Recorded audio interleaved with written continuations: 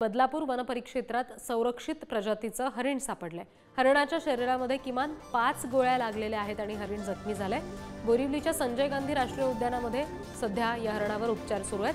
हरणाचं तोंड हे उंदरासारखं असल्यामुळे या प्रजातीला उंदीर हरिण असं म्हटलं जातंय असं कळतंय आणि सध्या या जखमी हरणावर उपचार सुद्धा केले जात आहेत। प्रतिनिधी मल्लिकार्जुन यांच्याकडून आपण तपशील घेणार आहोत। मल्लिकार्जुन, हे हरिण नेमकं कुठल्या वेगळ्या जातीचं आहे असं समजतंय आणि काय नेमके उपचार सध्या केले जात आहेत?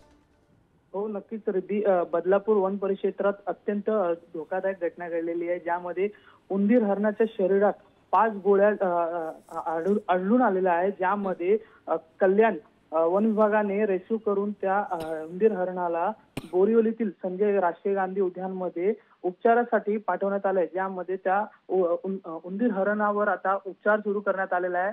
ते 5 गोळ्या एक्सरे मध्ये आढळून आल्यानंतर त्याच्यावर उपचार करण्यात आलेला आहे की ह्या गोळ्या कुठून आलेल्या आहे आणि गोळ्या कुठून आलेल्या आहे या संदर्भात आता डॉक्टर माहिती घेत आहेत आणि पुढचे तपास करून कल्याण वन विभागाला याची माहिती देण्यात येणार आहे।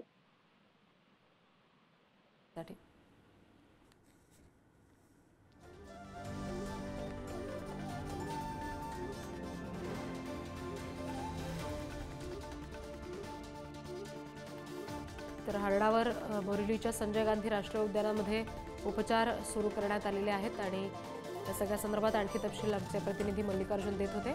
मल्लिकार्जुन, धन्यवाद आपल्याला दिलेल्या सगळ्या तपशिलांसाठी।